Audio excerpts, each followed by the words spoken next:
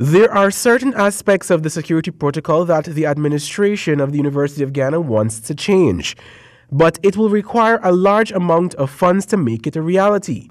Vice-Chancellor of the University of Guyana, Professor IVELAW GRIFFITH, explained that since last week's bomb threats, several recommendations were submitted by a special task force set up to deal with security arrangements. Among those recommendations were badges that can be scanned upon entry by students. With a number of students on campus, it would also require an increase in manpower. According to the Vice-Chancellor, it could be a costly undertaking. We've talked for a while, and part of the conversation in the task force that I established last Tuesday had to do with a number of electronic verification measures, that being one of them.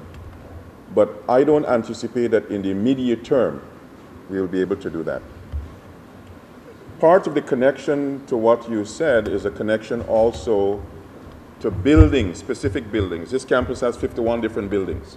Professor Griffith explained that another area of interest to the administration is electronic access to the more than 50 buildings on campus. This also, according to Mr. Griffith, will be a costly venture. We've talked for a while about electronic key access. So if you're a student, you have a legitimate reason for being in a building. When we have the system that allows that electronic access, you can use your ID. But we are far away from that. That takes more conversation. It takes more conversation about financing. So while it is on the radar, it is not something that I envisage we'll introduce in the very near future. University's administration outlined a new security plan for the institution, which will have a trial run for 2 weeks. The Vice-Chancellor stated that not all bags will be searched during this period. Going to the business of searching bags to identify potential devices requires us to have the manpower and the trained manpower to do that. And the reality is that we just don't have that right now.